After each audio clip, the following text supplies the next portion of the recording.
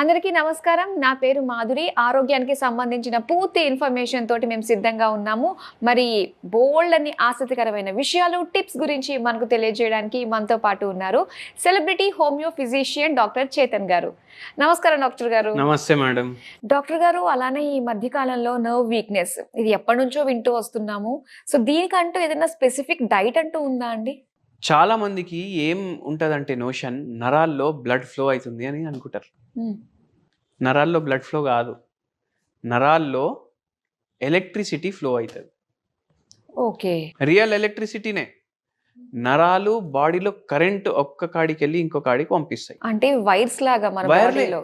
వైర్లే, బాడీలో వైర్లు అంటే నరాలు.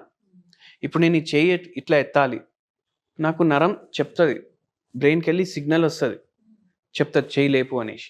అయితే మన చెయ్యి లేస్తుంది. ఇప్పుడు బండి నడవాలంటే ఎలక్ట్రిక్ బండి అనుకోండి, కరెంట్ వస్తేనే నడుస్తుంది కదా. ఇప్పుడు నేను నడవాలంటే ఎట్లా నడుస్తా, కరెంట్ లేదంటే నా బాడీలో, అవునా కదా? అవును.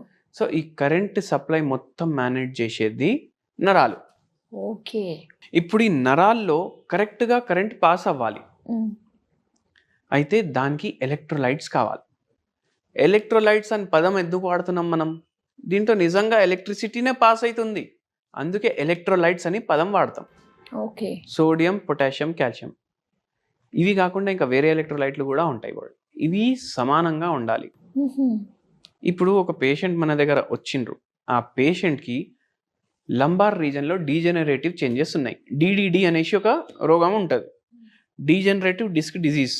ఓకే.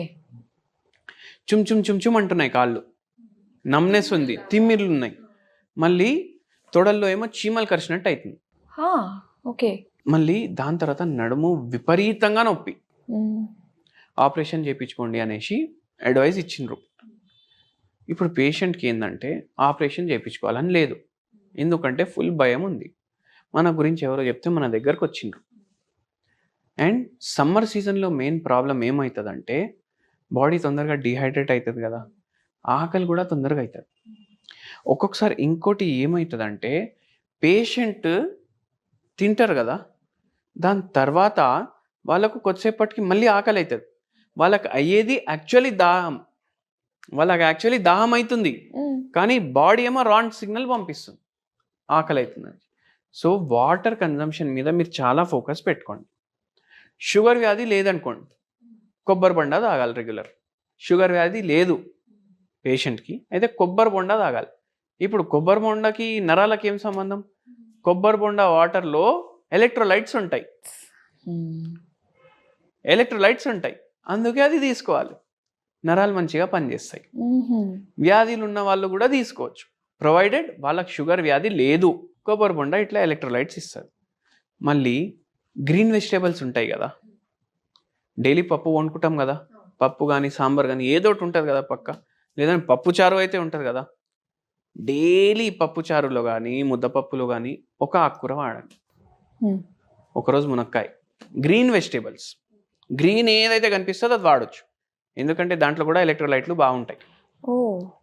ఒకరోజు బెండకాయ, గ్రీన్ ఉంది కదా, ఒకరోజు బెండకాయ, ఒకరోజు దొండకాయ, ఒకరోజు పాలకూర, ఒకరోజు కొనగంటి కూర, ఒకరోజు గోంగూర. ఇట్లా డైలీ మేము పప్పులో కంపల్సరీ ఒక గ్రీన్ వెజిటేబుల్ ఉండాలి, మంచి మాత్రలో. అంటే ఏదో నేను పప్పు చారు చేసుకుంటున్నా ఇంతే వేస్తా అని కాదు, మంచి మాత్రలో ఉండాలి. గ్రీనే కనిపించాలి మీ పప్పు. అట్లా చేస్తే దాంట్లో కూడా ఎలక్ట్రోలైట్స్ ఉంటాయి, మినరల్స్ ఉంటాయి. ఇప్పుడు మినరల్స్ అవి ఇవి అంటారు కదా, ఈ దీంట్లో ఎక్కువ మినరల్స్ ఉంటాయి, దీంట్లో తక్కువ మినరల్స్ ఉంటాయి. ఆ మినరల్స్ దేనికి పనిచేస్తాయి? మన నరాలు కరెక్ట్గా నడవడానికే పనిచేస్తాయి, ఎందుకంటే ఎలక్ట్రోలైట్స్ లాగా పనిచేస్తాయి. ఓకే. అట్లా ఇప్పుడు బ్యాటరీ ఉంటుంది కదా ఫోన్లో, ఆ బ్యాటరీలో ఉన్న ఏదైతే పౌడర్ ఉంటుంది అది ఏముంటుంది? ఎలక్ట్రోలైట్లు ఉంటాయి. అయితే అవే మన బాడీకి కావాలి, ఎందుకంటే మన బాడీ నడిచేది కరెంట్ మీద. ఇప్పుడు ఈ పేషెంట్కి కాళ్ళు మొత్తం లాగడం, తిమ్మిర్లు, మంటలు అన్నీ ఉన్నాయి. అండ్ ఏముండే అంటే సరిగా నడక కూడా జర చేంజ్ అయిపోయి. ఈ పేషెంట్కి మనం ఇవన్నీ మీకు చెప్పినవే ఇంక్లూడ్ చేసినాము. సమ్మర్లో అయితే ఇవి చాలా మంచివి, ఈ డైట్ ఫాలో చేయడం.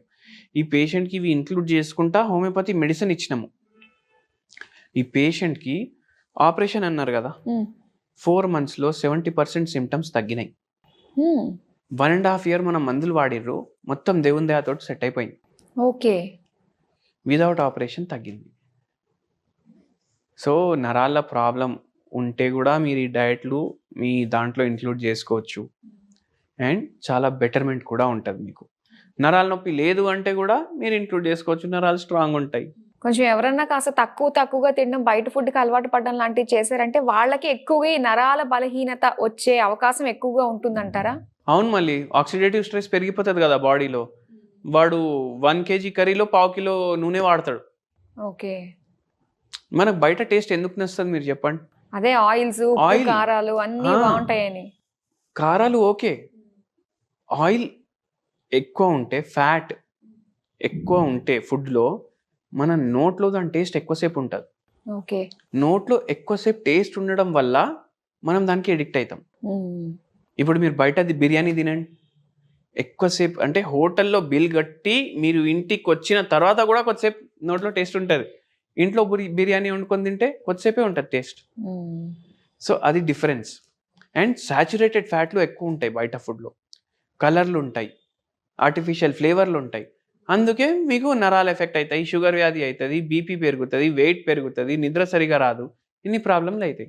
సో ప్రతి ఒక్కరికి అర్థం అవ్వడానికి మన బాడీలో కరెంట్ సరిగ్గా పనిచేయాలి అంటే, కరెంట్ సరిగ్గా ఫ్లో అవ్వాలి అంటే మీరు చెప్పిన ఏదైతే చెప్పారో ఆకుకూరలు గ్రీన్గా కనిపించేవన్నీ కూడా డైట్లో ఇంక్లూడ్ చేసుకోవాలి.